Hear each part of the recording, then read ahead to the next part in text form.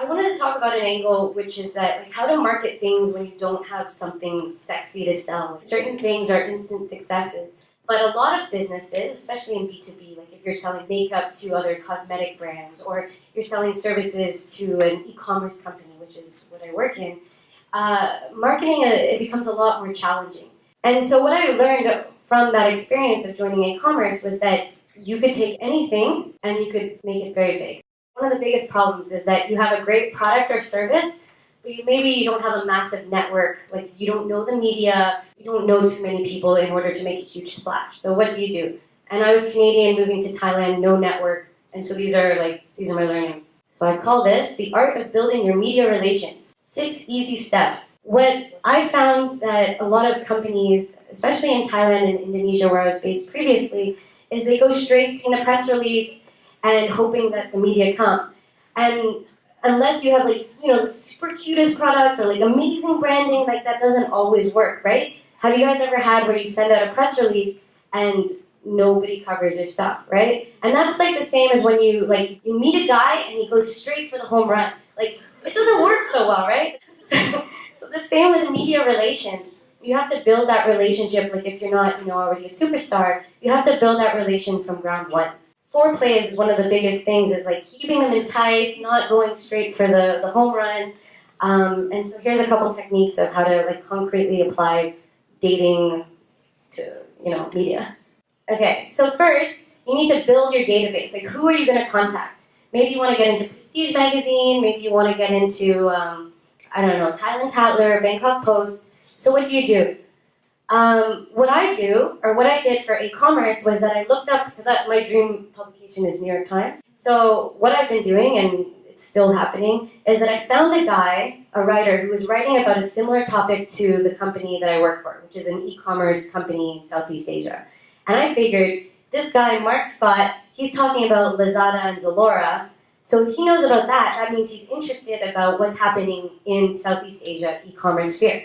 So first, I didn't just go to tips at newyorktimes.com and send it into a black hole. I found a very specific media, I tried to find a couple targets of people writing about similar things, and then we stalked the hell out of them. I found his email. It was on the New York Times website, and I added him to our email database. I tweeted him like heck. So if we go back to the flirt is Twitter. Twitter's your best friend, really. Twitter, when it comes to reaching out to the media, except if you're in China, I guess, because it's banned, Twitter is your best friend for talking to journalists. Don't send your content out into a vacuum. I don't know if The Simpsons are big here, but most of the websites will have tips at publication.com, and that will probably go to an editor, or just it will show up in BCC, the unimportant stuff of somebody's inbox. Find real humans, really, I can't stress that enough. Find a task force of journalists who are covering cute pillows or e-commerce in Southeast Asia or women entrepreneurs. Find who's writing about your topic and find a list of them. Add them to Twitter. Find out their email. Tweet them. Be like, hey, I have some interesting news for you. I send it along. Just make that human contact, because if you just send a press release to that person, you probably won't get a response. But if you build that relationship, and Twitter's the good start, that's the beginning. So yeah, find specific journalists who write about your topic. If you're unsure who to write to the section editor. So a lot of the websites will say, here's the editor. Write to them, be like, hey, this is the topic that I'm talking about, so we're going to have a release of a very cool. Always leave a little bit of intrigue. I can't stress how similar this is to being a woman and dating. Don't put all your cards on the table. Be like, we have an interesting event coming up. I'd like to invite the relevant journalist. Could you put me in contact? It's all about getting your foot in the door. And so once you've written to the editor will say, sure, talk to Cindy at Tatler or whatever. And then you'll be like, hey, Cindy, your editor said we should get in touch. Boom, foot in the door. You've established a connection. So when you do send your press release, you're not sending into a black hole of their email box, because they get thousands of emails a day. They know your name, you have a connection, you have a link. And this is what I say about the flirt and building a relationship. So I don't know if any of you guys work in tech, but tech is the main thing for aCommerce and a lot of the people working in Zalora, e-commerce companies. So John Russell, he's the TechCrunch guy. If you get into TechCrunch, it's it's amazing. You get tons of investors, like people from San Francisco wanting to throw money at you. He is the gatekeeper of like money. This is exactly what he said. Reach out and say hello. It's that simple. I get a lot of mail, but always try to reply to genuine emails that people send me. I also Twitter a lot and engage with people that tweet interesting things. The best relationships are the ongoing ones. The flirting and building the relationship is the most important thing if you want to get traction for your press release. So make sure you're not only sending people stuff when you want something from them, that you have an ongoing relationship. So you see them writing stuff on Twitter, retweet their stuff, write a comment on it, comment on their page, just become familiar with them and show that you are interested in what they're writing about, which you should be, because if you expect them to write about you too, it should be your industry. So have engaging, interesting conversations. And this is exactly what I did to help build my database of contacts in Southeast Asia. And I've actually become friends with a lot of them because it's a genuine relationship. I read their stuff and I am very interested in what they're doing.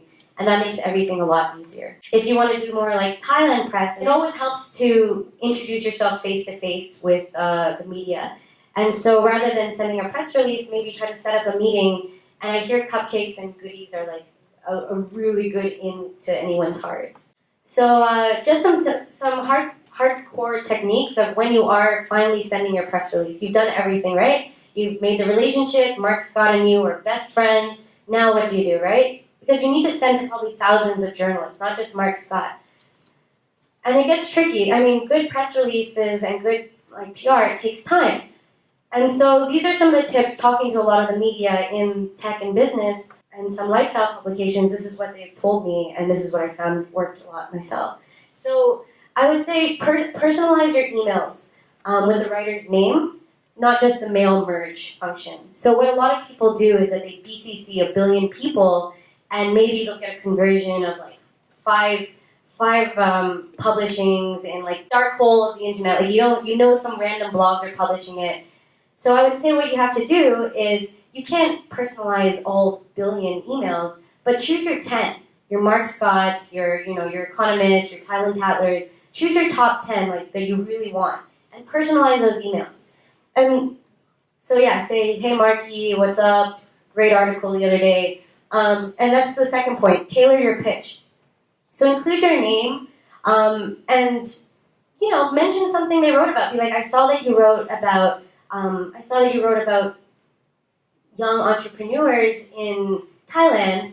I'm a young entrepreneur, and this is why this may be interesting for your publication. And that might be, a business magazine and a female writer who writes about top women entrepreneurs. But if you're writing to The Economist, for example, or the Bangkok Post, and you're writing to the business person or the business writer, you have to tailor your pitch a bit differently and be like, here's some interesting stats about female consumers. So tailoring your pitch is almost like a business meeting. Like you have to know who your customer is, but the customer in this case is the media, and tell them why your story is interesting to them. And so for aCommerce, I could say, yeah, we're a tech logistics company and we sell services, like whoopity-doo, right? Nobody cares. But if I say, the angle that we really found, and I worked in the UN before, so I found a lot of synergy there, was the fact that, what aCommerce is doing is tied very much to developing the infrastructure of e-commerce, the infrastructure of all of Southeast Asia. So to solve e-commerce payment gateways, you have to realize that most people don't even have bank accounts. So we took a lot of our internal data and we were able to get a lot of stats that were interesting to different types of journalists. Keep your emails short, use bullet points, use headlines. Be like, why this is interesting, bullet 1, 2, 3. Who this might target, 1, 2, 3. Don't do huge narratives, they don't care. They read millions of emails a day. Just bullet points, headlines, treat it as a BuzzFeed article almost. Let them get your point quickly. This one is very specific if you're really in PR. Add embargo dates. What that means is that at the top of your press release, say, if you're launching your start date for your company, for your mall, if the party is on June 21st, give the media a bit of time, your 10 selected bestie media friends. Give them a week in advance or three days in advance. Send it to them before the actual launch, and so they have time to write a good story to interview you. What happens quite often is that you'll see at the top of a press release, it'll say, for immediate release. And that means that all the journalists, all thousands, they'll get it, and they'll be like, oh shoot, for immediate release, and they'll start scrambling. They'll start writing and writing because they want to be the first to get that content out there. And what ends up happening is that because it's like a rat race in like the new age of digital internet, digital content, the first to the finish line is the one who gets the most clicks and views, right? And that's a writer's kind of money or reward.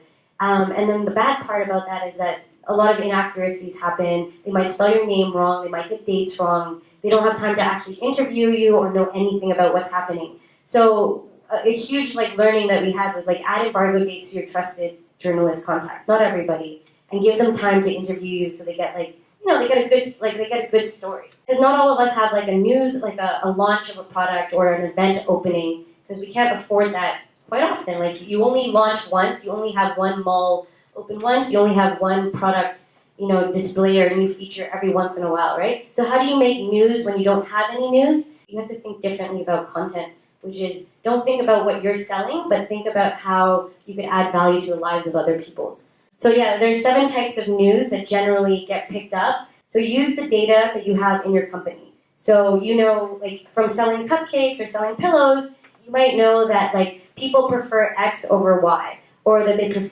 people prefer hamburgers over cupcakes in the pillows or something. You'll have data, and just use that data to make cool, fun infographics and use that to create content, and that's called content marketing. So when you don't have a lot of money for crazy PR stunts, use a content marketing strategy